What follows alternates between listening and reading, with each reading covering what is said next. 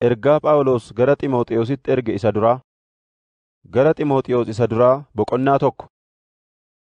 Ani Phaawulos abboommii Waaqayyo Fayyisaa keenyaa fi Kiristoos Yesuus abdii keenyaan ergamaa Kiristoos Yesuus kanan ta'e, gara Xiimotewos isa dhugumaan amantiidhaan ilma koo ta'eetti caafuu kooti.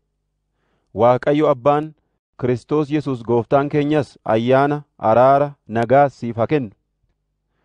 Yeroon Maqedooniyaa dhaquuf ka'e akkuman si gorsee ture, namoonni tokko tokko barsiisa biraa akka hin barsiifne akka dhowwituuf mandara Efesoon turuu kee nan barbaada. Mammaaksa amantii eeguu, hidda qomoo isaanii isa dhuma hin qabnes lakkaa'uu akka dhiisan godhi. Wanti isaan godhan kun falma duwwaa kaasuu malee akeeka Waaqayyoo isa amantiidhaan fudhatamu sanaaf hin hojjetu. Nuyi garuu barsiisa biraa sana dhowwinee jaalala garaa qullaa'aa keessaa, yaada garaa hin boora'in keessaa fi amantii gowwoomsaa hin qabne keessaa ba'u dammaqsuudhaaf hin barsiifna. Namoonni gar tokko isaan kanarraa kaatanii gara falma waa'ee hin baafneetti galaniiru. Isaan kun waan ofii dubbatan yookiis waa'ee isa cimsanii dubbatan sanaa utuu hin hubatin barsiisota seerichaa ta'uu hin barbaadu.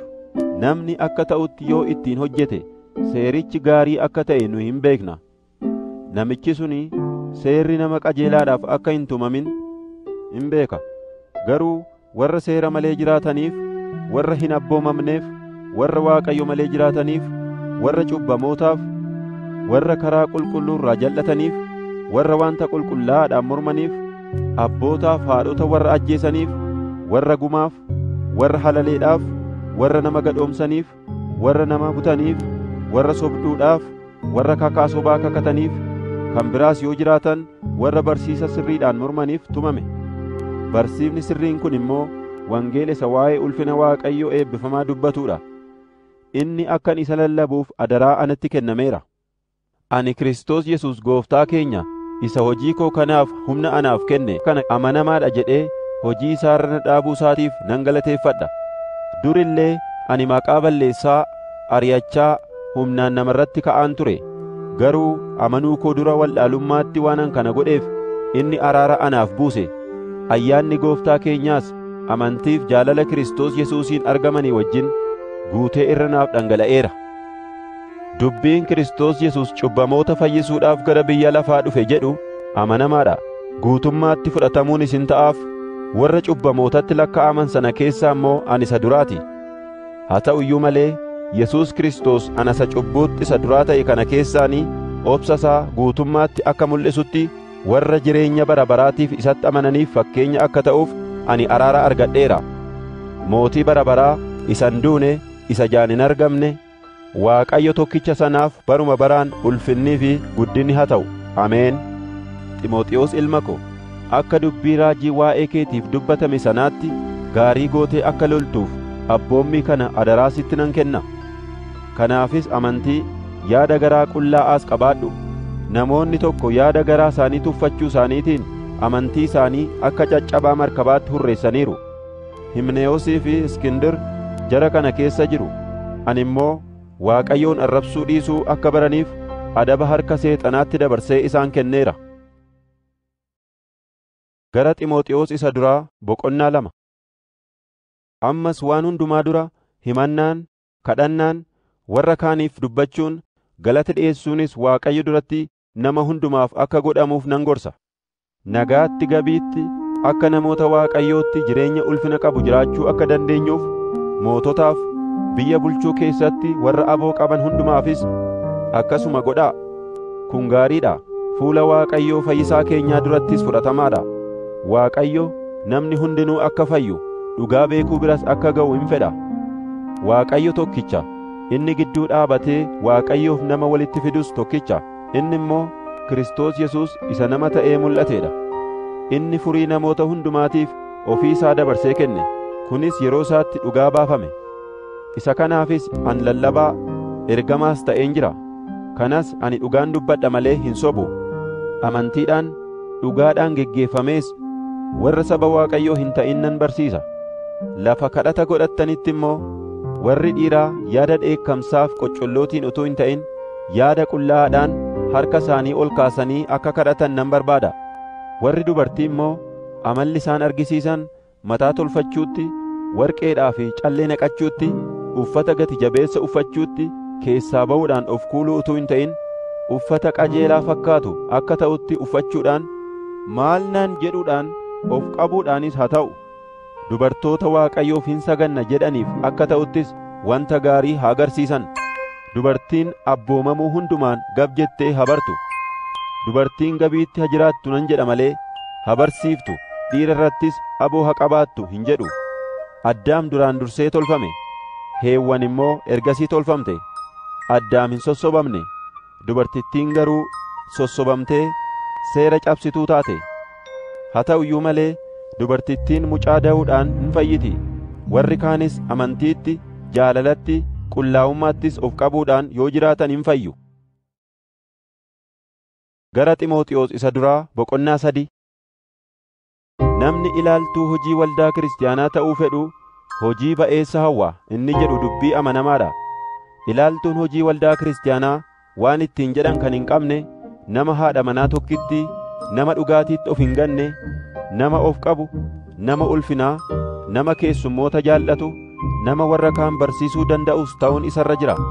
Nama garraamii, naga qabeessas malee nama machaa'aa, nama lola jaallatus hin ta'in, nama horii jaallatus hin ta'in, nama warra mana isaa ba'eessa godhee bulchu, ijoollee isaas ulfina hundumaan abboomamuuf kan guddisu ta'uun isarra jira. Namni akka itti warra mana isaa bulchu hin beekne immoo attamitti waldaa Waaqayyoof yaaduu danda'a ree? Of jajuudhaan afuufamee firdii isa kanaan dura seexanatti faradametti akka hin kufnetti nama dhiyoo amane hin ta'in, maqaan isaa badee kiyyoo seexanaa keessatti akka hin kufnetti warra alaa biratti maqaa gaarii qabaachuun isaaf hin ta'a. Diyaaqonoonni warri waldaa kiristaanaa keessatti gargaartota ta'anis akkasuma namoota ulfina namarraa qaban malee warra arraba lama dubbatan, dhugaatiittis warra gad of dhiisan, karaa dalgaatiin bu'aa argachuu warra jaallatan hin ta'in, yaada garaa qullaa'aadhaan dhoksaa amantiitti qabamanii jiraachuun isaaniif hin ta'a. Isaan duraan dursanii qoramanii ilaalamuun hin ta'aaf, ilaalamanii erga waa irraa dhabame haa hojjetani. Gargaartonni dubartoonnis warra ulfina namarraa qaban, warra dhugaatiitti of hin ganne, waan hundumaattis amanamoo haa ta'an malee warra maqaa namaa balleessan ta'uun irra hin jiru. Diyaaqonoonni abbaa manaa haadha manaa tokkoo haa ta'an, ijoollee isaanii warra manaa isaaniis ba'eessa godhanii haa bulchani. Diyaaqonoonni warri ba'eessa hojjetan ofii isaaniitiif iddoo gaarii amantii isa Kiristoos Yesuusiin argamu kana keessattis ija jabina guddaa in argatu. Ani dafee gara kee akkan dhufu nan abdadha, garuu hammasitti gorsa kana siif caafuu kooti. Tarii yoo an tures namni warra mana Waaqayyoo keessatti amala attamii qabaachuun akka isaaf ta'u akka beektuuf kun si gargaara. Manni kunis waldaa Waaqayyoo jiraataa isa utubaa fi demdemmoo dhugaa ta'eedha. Nama Waaqayyoo ta'uu keessayyuu dhoksaan guddaan akka jiru amanamaadha. Kanaafis inni foon uffatee mul'ateera. Hafuurichi dhugaa galcheeraaf ergamoota Waaqayyootti argameera. Saba biyya lafaa keessatti lallabameera. Guutummaa biyya lafaa keessatti itti amanameera.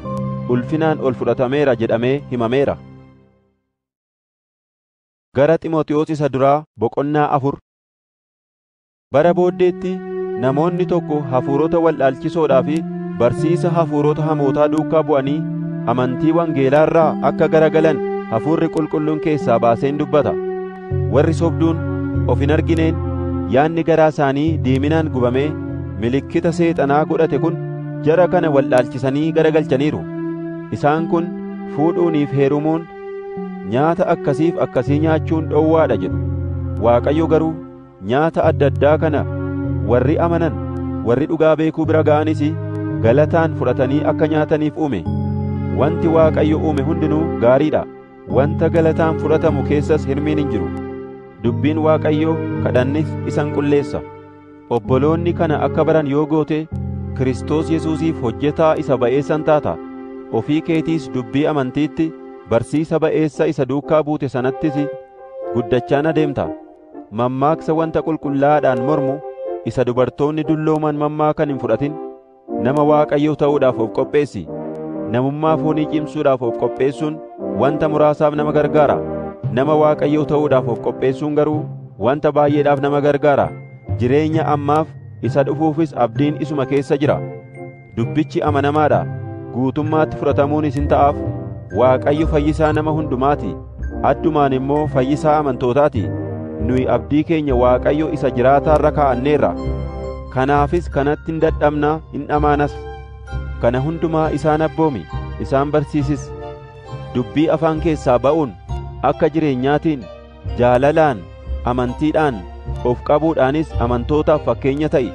Namni tokko illees ijoollummaa keetiif sin tuffatin.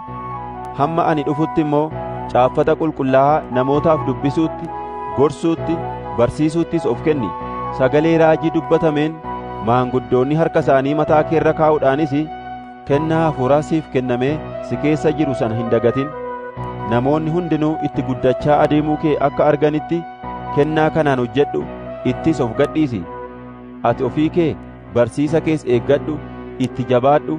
Akkas gochuu keetiin mataa kee warra si dhaga'anis gara fayyinaatti hin geessita. Gara Xiimotewos isa duraa boqonnaa 5. Nama jaarsa akka abbaatti gorsi malee hin ifatin. Namoota gara ijoollee akka obbolootaatti isaan qabi. Dubartoota maanguddoota akka haadhotaatti, warra gara ijoollees yaada qullaa'aadhaan akka obboleettotaatti gorsi. Warra abbaan manaa irraa du'e, dhugumaanis gargaartuu hin qabnetti ulfina argisiisi. Isheen abbaan manaa irraa du'e ijoollee yookiis akkoo yoo qabaatte immoo ijoolleen sun duraan dursanii wanta karaa amantii isaanii maatii ofii isaaniif gochuun isaan irraa barbaadamu habarani. Akkasumas dugda warra isaanii hadeebisaniif. Inni kun Waaqayyo duratti fudhatamaadha. Isheen dhugumaan abbaan manaa irraa du'ee nama gargaaru malee hafte, abdii ishee Waaqayyo irra kaa'attetti halkanis guyyaas himataa fi kadhata ittiin fufti. Isheen abbaan manaa irraa duunaan qananiitti of gadhiifte garuu fayyaatti utuma jirtuuyyuu duutuudha. Warra waan ittiin jedhan hin qabne ta'anii akka argamaniif gorsa kana akka fudhataniif isaan barsiisi. Namni tokko akkasitti fira isaatiif caalaadhumatti immoo warra manaa isaatiif yoo yaaduudhaa baate inni amanticha ganuu isaati. Nama hin amanin caalaas hammaachuu isaati. Dubartiin tarree warra abbaan manaa irraa du'aniitti caafamtu barri ishee waggaa 60 gad hin ta'in. Duraan immoo dubartii abbaa manaa tokkichaa kan turte haa taatu. Hojii gaarii hojjechuu isheetiif, ijoollee akka ta'utti guddisuu isheetiif, keessummoota simuu isheetiif, warra Waaqayyoof qulqullaa'aniif miilla dhiquu isheetiif, warra rakkatan gargaaruu isheetiif, karaa hundumaas hojii gaariidhaaf of kennuu isheetiif maqaa gaarii kan qabdu ta'uun isheerra jira. Dubartoota gara ijoollee warra abbaan manaa irraa du'e garuu tarree isaaniitti hin dabalin. Hawwiin foonii yeroo itti cimu isa takka Kiristoosiif of kennanii heerumuu dhiisan irraa deebi'anii heerumuun kajeelu. Kakuu takka isaaf galan cabsuu isaaniitiifis yakki ittiin murama. Kana malees hojii malee taa'uun baru, manaa mana sillabu, hojii malee taa'uu duwwaas utuu hin ta'in jetteen baay'isu, dhimma namaa keessa sillixu, wanta dubbachuun isaaniif hin taanes hin dubbatu.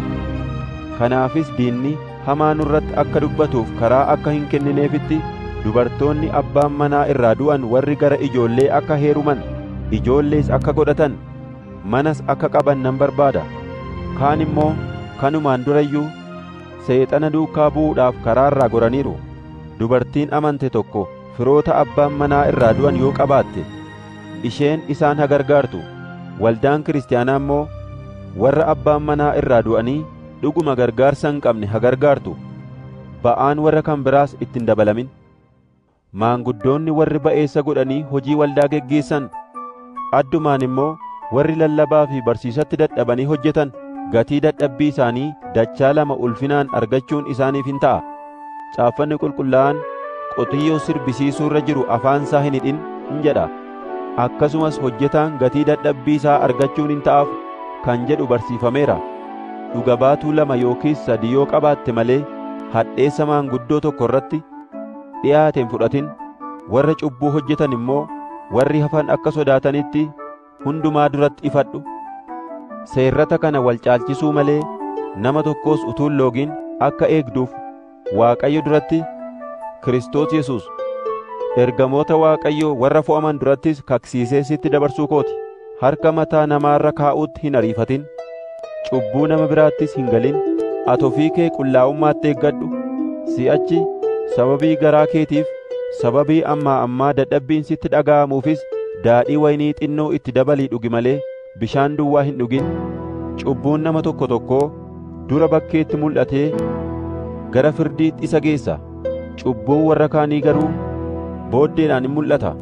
Hojiin gaariinis akkasuma bakkeetti mul'ata. Yoo mul'ataa ta'uudhaa baates dhokatee hafuu hin danda'u. Gara Ximooxiyoos isa duraa boqonnaa 6. Warri waanjoo garbummaa jala jiran, Waaqayyo barsiifni keenyas maqaa gadee akka hin godhannetti warra isaan bulchan akka warra ulfina hundumaa argachuun ta'uufitti haa ilaalan. Ofii isaaniitii garbummaa jala jiraatanii warri isaan bulchan amantoota yoo ta'an lachuu amantiidhaan waliif obboloota. Sababii obboloota waliif ta'aniif immoo warra isaan bulchu kana hin tuffatin. Warri isaan bulchan immoo amantoota kan jaallatamanis ta'anii hojii gaariidhaaf waan of kennaniif ittuma caalchisanii haa hojjetan. Kana barsiisi, gorsis. Namni barsiisa biraa barsiisu dubbii Gooftaa keenya Yesuus Kiristoos isa sirriidhaa fi barsiisa ittiin nama Waaqayyoo ta'anii wajjinis kan walii hin galle yoo jiraate, namni akkasii of bokoksuudhaan of arguu dhabee homaas hin beeku. Yaanni isaa waan irratti dhukkubsateef waliin morkachuu fi waldiduu dhiisuu hin danda'u. Waliin morkachuu fi waldiduu keessaa immoo weennoon, qoccolloon, maqaa balleessuun, hamaatti nama mamuun hin ba'a. Namoonni warri qalbiin isaanii bade, wal aarsuunis kana keessaa hin dhufa. Isaan immoo dhugaan waan irraa fudhatameef nama Waaqayyoo ta'uun waan ittiin bu'aa argatan hin se'u. Nama Waaqayyoo ta'uun nama wanta qabuun of danda'ee jiraatu biratti bu'aa guddaa qaba. Nuyi waanuma tokko illee finnee gara biyya lafaa hin dhufne, isa keessaas waanuma tokko illee fuunee ba'uu hin dandeenyu. Waan ittiin jiraannu, waan keessa jiraannus qabaannaan nu ga'a. Warri sooromuu barbaadan immoo qoramatti, kiyyootti, kajeellaatti, gowwummaa isaan miidhu baay'ee keessattis hin kufu. Kajeellawwan kunis balleeffamuu fi baduu keessa isaan hin buusu. Horii jaallachuun hundee waanti hamaan hundinuu irraa latuudha. Namoonni gar tokko yaada isaanii horii argachuurra kaa'atanii amanticha irraa badaniiru. Waraansa baay'eedhaanis of waraananiiru. Ati garuu yaa nama Waaqayyoo kana hundumaarraa fagaadhu. Qajeelinaaf akka nama Waaqayyootti jiraachuudhaaf, amantiidhaaf, jaalalaaf, obsaaf, gara laafummaadhaaf dhama'i. Wal'aansoo amantii isa gaarii sana jabeessii qabi. Jireenya bara baraas harka kee keessa galfadhu. Isaaf waamamtee dhuga baatuu baay'ee duratti amantii kee ba'eessa gootee beeksifteetta. Fuula Waaqayyoo isa wanti hundinuu akka jiraatu godhu, fuula Kiristoos Yesuus isa Phonxoos Philaaxoos duratti amantiidhaaf ba'eessa godhee dhugaa ba'e duratti kana sitti nan kenna. Hamma gaafa Gooftaan keenya Yesuus Kiristoos deebi'ee mul'inatti dhufuutti ajaja kana balleessaa malee waan jechaa utuu sirratti hin argamin eegi. Waaqayyo inni eebbifamaan kophaasaa waan hundumaa gararraa jiru, warra mootota ta'an irratti inni mootii ta'e, warra gooftota ta'an irratti inni gooftaa ta'e, yeroo isaaf ta'utti Kiristoos mul'inatti dhufuusaa in argisiisa. Waaqayyo duwwaatu hin du'u. Inni ifa homtinuu itti dhi'aachuu hin dandeenye keessa jiraata. Namni takkaa isa hin argine, isa arguus hin danda'u. Isaaf ulfinniif aangoon bara baraa haa ta'u. Ameen. Warri amma biyya lafaa kanatti sooressoota ta'an waan guddaa akka of hin seene, abdii isaaniis sooruma isa hin mamsiifne irra akka hin kaa'anne isaan hubachiisi. Abdii isaanii Waaqayyo isa waan hundumaa akka ittiin dhimma baanuuf baay'isee nuuf kennurra haa kaa'atani. Wanta gaarii ta'e haa hojjetani. Soorumni isaanii hojii gaarii isa isaan hojjetan haa ta'u. Haa arjooman. Isa qaban warra kaaniinis haa ga'ani. Kanaan badhaadhummaa walitti qabatanii jireenya dhugaa harka isaanii keessa galfachuudhaaf bara dhufuuf ijaarsa jireenya sanaaf hundee gaarii hin kaa'atu. Yaa Ximooxiyoos, wanta hadaraa sitti kenname jabeessii eegi. Dubbii midhaan hin qabne isa wanta qulqullaa'aadhaan mormurraa, wanta sobaa isa beekumsa jedhame dhugaadhaan mormurraas fagaadhu. Namoonni gar tokko beekumsa isa jedhame kana arganneerra jedhanii hin himu. Isaan garuu isa karaa amantii akeekkatan dhabaniiru. Ayyaanni Waaqayyoo isinii wajjin haa ta'u.